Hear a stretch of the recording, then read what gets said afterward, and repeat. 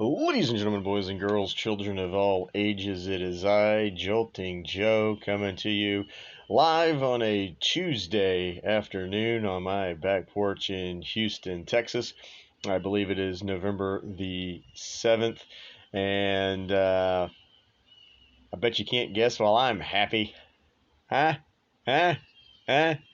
All right, let's start with what you drinking, what you smoking.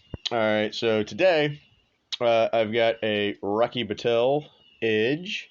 All right, there you go. And this one has a Cameroon wrapper. I mean, not Cameroon, excuse me, a Candela wrapper. So it's got the green leaf, which is a Candela on there. So there you go. And then you can see the inside is just regular tobacco. Okay, so that's what we're smoking today. Smells like victory. All right, and then what are you drinking? So let's crack this one open. Now this is I've been drinking a lot of Pumpkinator. This is this year's bourbon barrel aged Pumpkinator from our local brewer there at St. Arnold's here in Houston. And we'll see what the this one says. It says some like it cold. There you go. All right. And once again, it's the pumpkin beer, still fall. All right, and then here we go. But this one's aged, of course, in bourbon barrels. No flavoring in this one. All right, we've done rum barrel, and we've done. All right, the one with the what was the one they did this year with the flavoring? But anyway, all right, and of course in my Pumpkinator glass there. All right, cheers, everybody.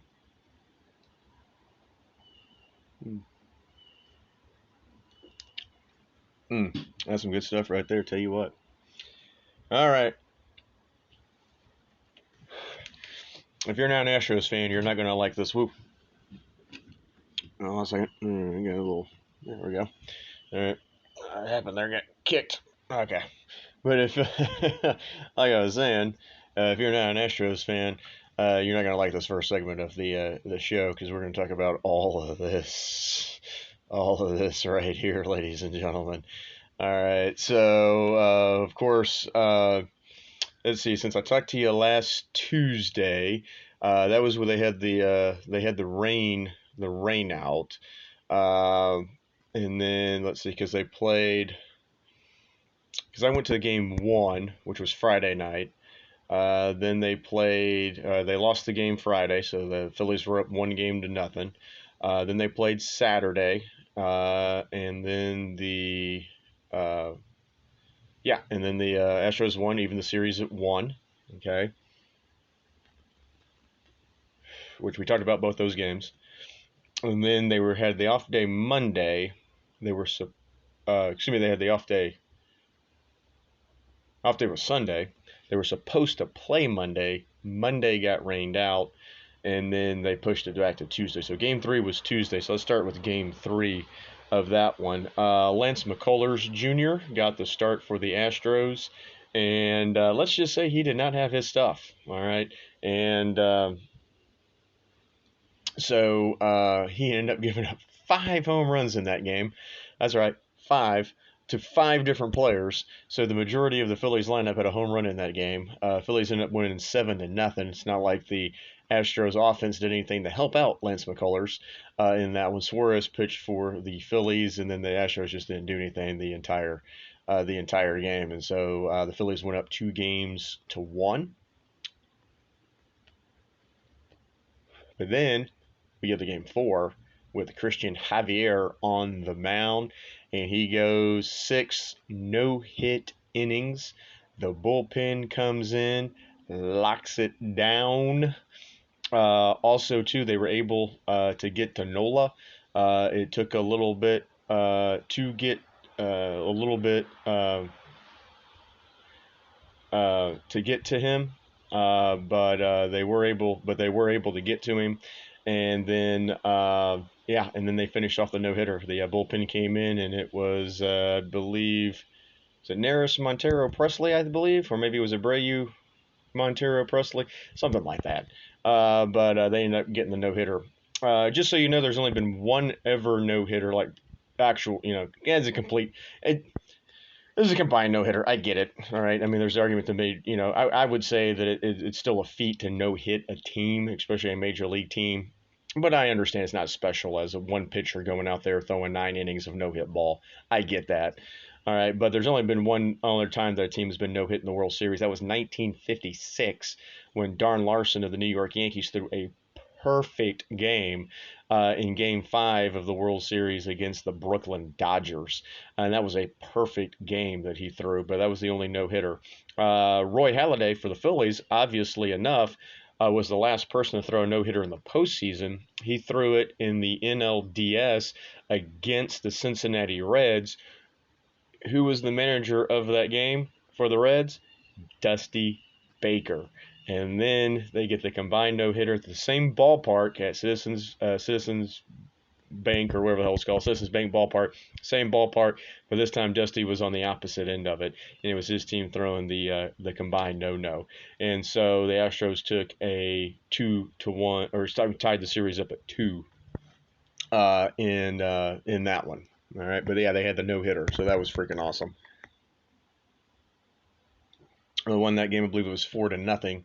They ended up winning that game, and they just could not find Javier. They couldn't hit Javier to save those lives. They just could not hit his fastball. He's got that disappearing fastball they were talking about all night long, and he was just out there cruising through 6 innings, no hit ball. It was pretty wild.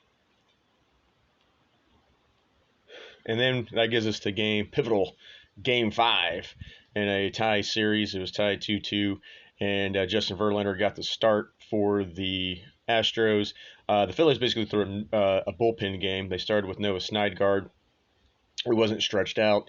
The Syndergaard did get into the 4th inning, so he got 3 full innings, and they pulled him in the 4th to come out. And the Astros were able to scrape together some runs in that one. They got a run in the 1st inning. Altuve got a double off the wall, his first at bat, and then went to 3rd on an error by Marsh.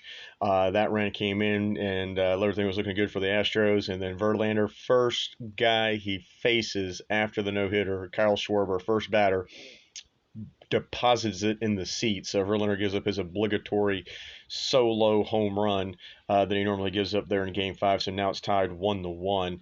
And Verlander was all over the damn strike zone. He had no idea where his fastball was going, but his fastball was going up. He threw a lot of stuff up out of the zone.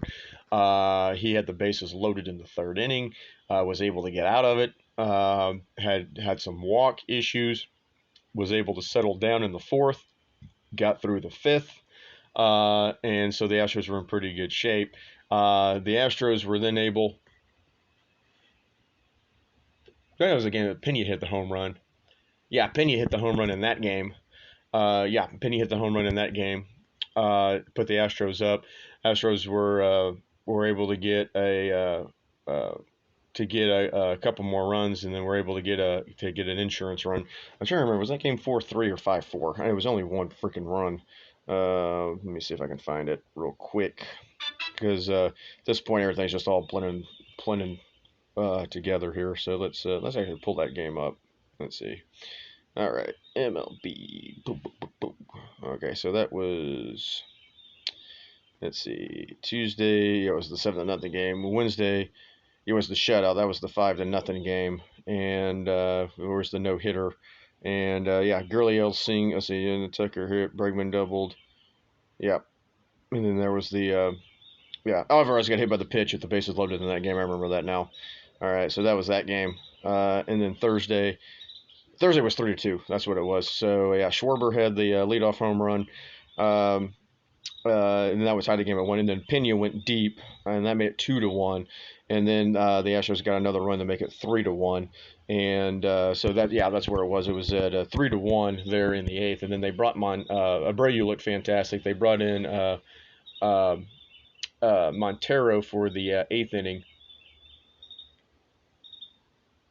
And then Montero, I think, just got overused in that series. I mean, he was pitching a lot. And Montero, a lot of times, too, he'll run a lot of counts full. And so he wasn't really doing all that great out there for that. And Montero gave up a run, and that made it 3-2 Astros, and then they brought Presley in for a 5-out save. Only time he done it all season, and there was two plays in that game. One was the one I think it was um, was that the seventh inning? I think it was the seventh inning before with but uh, Phillies had a runner at first, and they were threatening, uh, and oh no, that was in the ninth inning that happened. Okay, so that was the eighth inning. Okay, once again, sorry, kind of all over the place here, trying to remember everything that happened. But there was runners at the corners. That's what it was. There was runners at the corners. Presley comes in for a 5-out save because Montero. Uh, they ended up scoring a run. The Phillies did on the single there, so that made it 3-2. Yeah, so there was runners at the corners there. It was Segura was at first and Stott was at third, and they brought him in, and then Presley got a strikeout, and then the next one was a hard hit ground ball. But Mancini was playing first because Uriel had been pulled in that game because he had gotten caught in a rundown and had sprained his knee. And Mancini was in there, but they told him play close to the line, and the ball was hit right at Mancini. He was fortunately able to corral it. It was a really good play. He was able to corral it and then touch the base and get out of the inning for the Astros. And then the next inning was I think because I was Schwarber that I think hit that one, or maybe it was Hoskins. One of them hit that one, and then was able to get the out. And then in the ninth, JT Real Muto was up, and he just hits a laser to center field. It looks like I on TV I thought McCormick was going to make an easy play on it. I didn't think he got as much of it as he did, but then Chaz kept going back and going back and going back, and I'm like, oh shit, does he have it? And then he made a hell of a jumping catch against the fence out there. The mesh fence is a cyclone fence made up against the scoreboard, makes that catch, hauls it in for the first out of the inning, and that could have easily been a double or a triple off of the wall. And McCormick, which is probably the best defensive play of the World Series in Game 5. Presley's able to complete the game. So now Houston's going back to Houston, up 3-2. It's Game 6.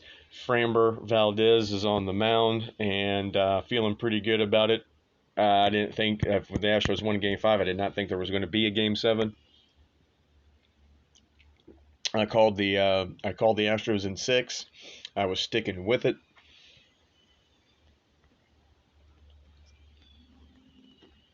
And then Framber gave up freaking home run to Kyle Schwarber again. Freaking Kyle Schwarber, man. Jesus Christ. He deposited one in the seats, made it 1-0. And Dan Wheeler was pitching really, really well in that game for Philly, but he gave up a couple of base hits. There was 2 on. In the 6th inning, Yordan Alvarez comes to the plate. They bring in Alvarado for the lefty-on-lefty matchup, and then Alvarez, just a freaking rocket launcher of a shot, goes straight away center field, hits it on top of the batter's eye at Minute Maid Park. That is a 30-foot wall out there in dead away center field. And not only did Alvarez hit it 450 feet, but he put it 30 feet up on that wall that's out there in center field. And that put the Astros up 3-1, and at that point I was like, this ball game is freaking over. I was like, bullpen's coming in, it's going to be done. Astros got an insurance run to make it 4-1, and then here comes Ryan Abreu for the 7th. Hector Neris came in for the 7th. Here comes Hector Neris for the 7th. Here comes Brian Abreu for the 8th, and then Ryan Presley comes in for the 9th, and he had a couple runs to play with. And then Nick Castellanos fouls one off down the right field line. Tucker comes over, makes the catch, and that is it. Your 2022 Houston Astros are World Series champions. But that was a hell of a shot. But that's going to be back in 2020, Brian Cashman pulled Blake Snell, to go for the matchup, and ended up costing Tampa the game. That was kind of, and Astro fans know about this too. In 2019, Game 7, AJ Hinch pulls Zach Greinke. Not only does he pull Zach Greinke, he does not put in Garrett Cole. He goes to Will Harris, and then the next thing you know, Kendricks deposits one over the right field wall. Nationals go on to win that game and win the World Series.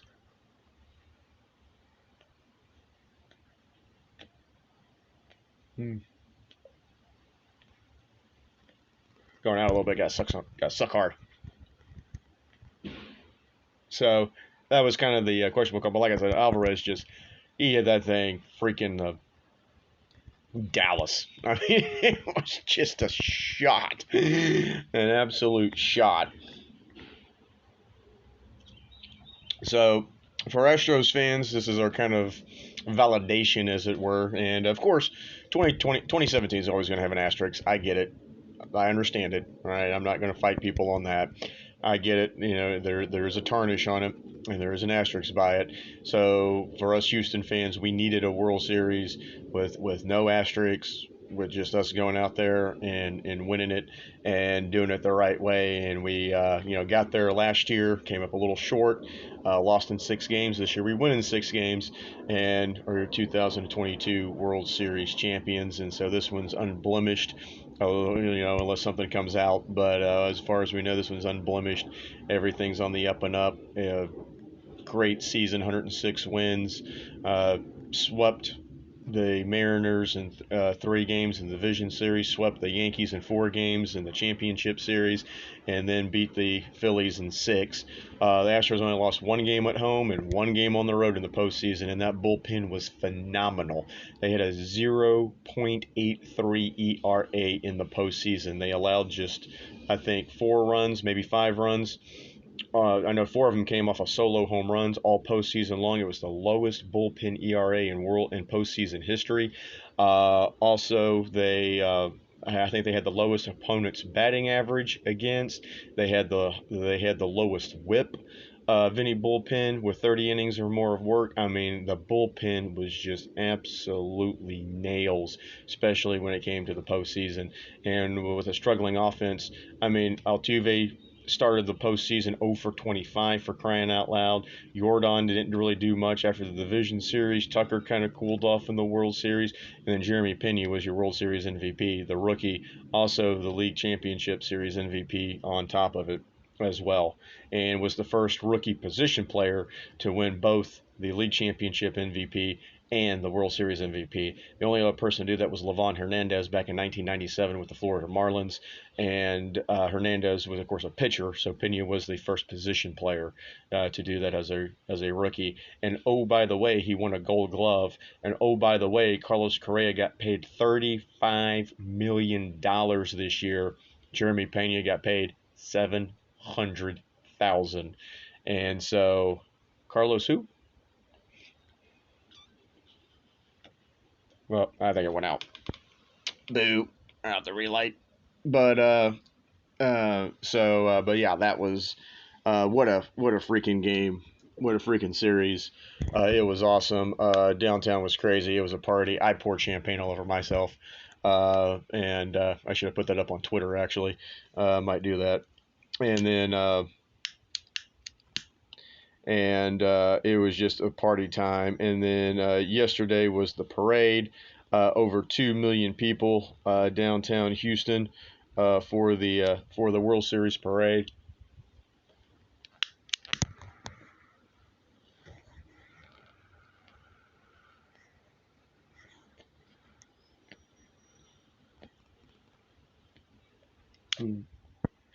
So there you go.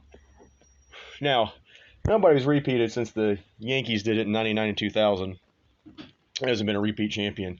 But if anybody can do it, it's going to be the Houston Astros, because they're going to be bringing a lot of guys back. I mean, if you look around the infield, Maldonado's coming back. Yuli may be back, may not be back. But then we got Altuve, we got Pena, we got Bregman, we got out in the outfield. We still got Tucker. Probably need to get a center fielder. Brantley may or may not come back. Of course, he's getting a little bit older too. So, maybe get a little bit more in the lineup with some more pop. Alvarez, of course, would be the DH. And the only really pitcher that they're losing, the only pitcher that I'd like to see bring back was Montero, because Montero was just absolutely great. He's a free agent this year, and then Justin Verlander. But it's just how much money do you want to pay Justin Verlander at the age of 40 to come back? I mean, that's basically it. Now him and Crane are boys, so we'll see what happens with that. But JV's looking, he's going to win a Cy Young and get paid a shit ton of money. So there you go. All right.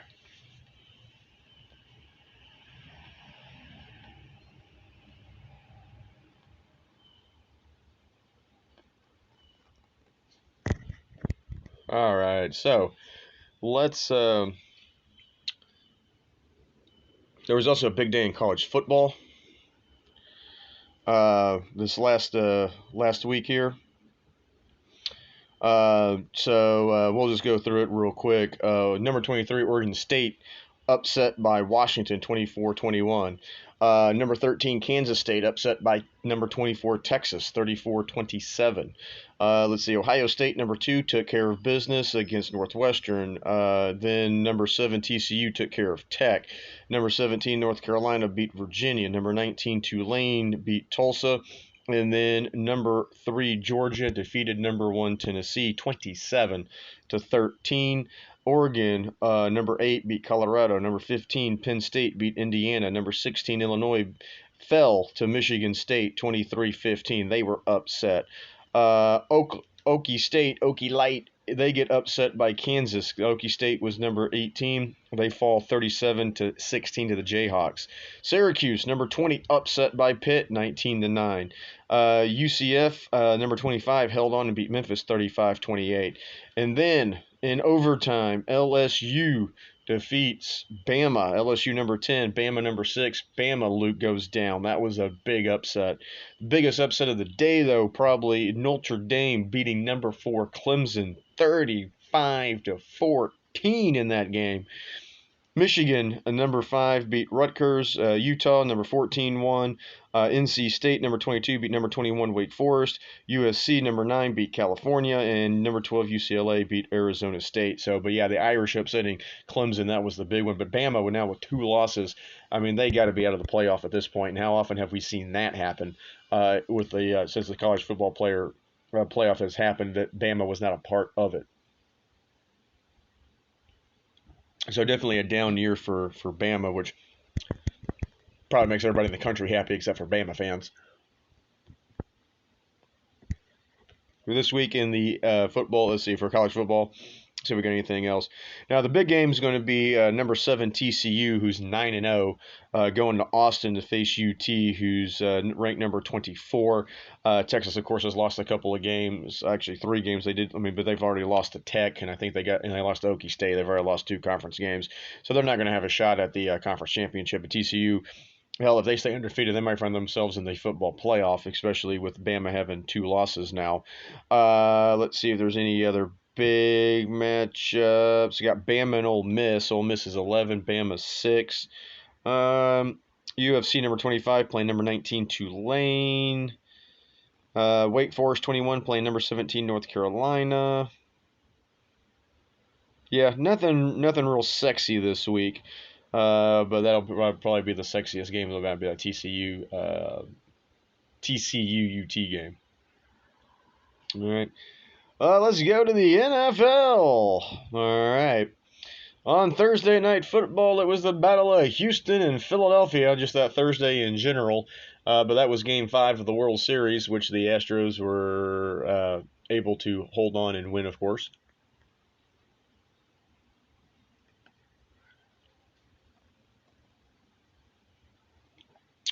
Eagles, though, remain undefeated. Texans did cover the spread, though. Eagles won 29-17. Spread was 14 in that one. And the Eagles did not cover that. But the Eagles do remain undefeated. They're 29-17. We'll be playing my Washington Commanders on Monday Night Football, and I expect that to be a full-fledged bloodbath in favor of the Eagles. Speaking of my fucking team, they fall to the Vikings 20-17. It was not good. Vikings scored on their first possession, and then the defense kind of stepped up and was good, really all game long. And then Washington made a hell of a play. Heineken just threw one up to Chris Samuel, who made the catch in triple coverage. Also got a nice pick from the ref back there, the back judge. Got a nice pick, but Sam made a hell of a catch, got into the end zone, and so the Commanders were actually up in this game, 17 to 10, and then the Vikings end up tied it at 17, and Heineken just threw a really bad interception, just overthrew everybody. Bad pick. Minnesota gets a bag. They go to kick a field goal with like a minute left. I mean, the Commanders would have had time to actually get the ball back and do something with it, but there was fucking rough the fucking kicker, so it gave the Vikings an automatic first down. They were able to run more plays, run more time off the clock, kick the field goal, made it 20-17. So that was just kind of a choke job by Washington. That was not good. Chargers came back, beat the Falcons 20-17. Bears beat the Bears 35-32 in what was a highly entertaining game. Justin Fields set a quarterback record, rushing for, I believe it was 148 yards, something like that. He ran for damn near 200. And Tua was just throwing the ball all over the goddamn place. That was a highly entertaining game. The Bengals rebound. They defeat the Panthers 42-21. How bad are the Packers? Holy shit. Detroit beats them 15-9. It was ugly, but good fucking Lord, the Packers are not very good at all. Speaking of not very good, the Colts, who fired Frank Reich yesterday, and Jim Irsay is hiring Jeff Saturday, former Colt player who's an analyst with ESPN, to become the interim coach of the Colts. That franchise is a dumpster fire right now. Big upset of the day. The Jets, the Jets, Jets beat the Bills 20-17. You heard that right. They beat the Bills 20-17. Jags beat the Raiders 27-20. The Seahawks won me some money. Thank you very much. I had the Seahawks on the money line. Made a small wager, didn't win a whole lot, but they still came through for me. They beat the Cardinals 31-21, and then how better are the Bucks and how better are the Rams? Rams are only got 3 wins now, but the Bucks win 16-13, and that was on Sunday. And then on Sunday night, highly entertaining game between the Chiefs and the Titans. That when Mahomes came back and was freaking Pat Mahomes, tied the game up, and when we went to overtime, Chiefs won at 20-17 in OT. And then last night, the Ravens defeated the Saints 27-13. Big shout out to Drake, the running back who scored me like 20-something fantasy points, and I got him off the waiver wire since Jonathan Taylor was out. And then I had 2 running backs that were on by Melvin Gordon and Saquon Barkley. So that was what's going on with that one. All right, well, we got a couple more minutes here. Let's go through the NFL schedule. On Thursday Night Football, we got a snooze fest. It's the Falcons-Panthers. Huh? What? Yeah, okay. I mean, we're still all going to watch it. Falcons actually 3 points favorites in that game. Then on Sunday, Seahawks at the Buccaneers. That one's in London. And Tampa's a 2.5 point favorite in that game? Are you fucking shitting me? There's no fucking way. Moneyline the Sea Chickens. I'm just telling you right now. Just moneyline the Sea Chickens. Are you fucking shitting me? I'm going to bet that game right now. We got the Vikings at the Bills. Vikings 7-1, Bills 6-2, going to Buffalo. Bills should rebound. I like the Bills in that game. Lions and Bears, probably not a lot of people care about that one. Broncos at the Titans, that's going to be a snooze fest too. Two bad teams there too. Titans, of course, I don't know if Tina Hill's going to be back or not. Jags at Chiefs. Chiefs should take care of business against the Jags there. Browns at Dolphins. Texans at Giants. Giants are 6.5 point favorites in that one. KC minus 9.5 against the Jaguars as far as that one goes. All right, and then we got the Saints at Steelers. Probably that nobody cares about that. Colts Raiders, nobody cares about. Cowboys at the Packers, and God, the Packers are bad. I hate the Cowboys, but man, the Packers are bad. Cowboys should win that game. And then Chargers at Niners for Sunday night, and then the Monday nighter, Commanders Eagles. The Eagles should win that one pretty handily. They're favored by 11 points. All right, y'all. I'm gonna let y'all go. I'm gonna keep celebrating the World Series. I spent so much money on fucking Astros gear. I think Jim Crane's gonna be able to afford Justin Verlander with the money that I fucking gave them this year. So anyway, enjoy the rest of y'all's week. Baseball season is over with. We'll try and talk some more basketball and some more hockey here since that has started now. We'll try and get back into that next week since baseball season's over with. We'll keep the hot stove going though in case anything happens there. And then once again, enjoy college football on Saturday, NFL on Sunday. Y'all have a good one. Cheers, everybody. All right, we'll see y'all next week.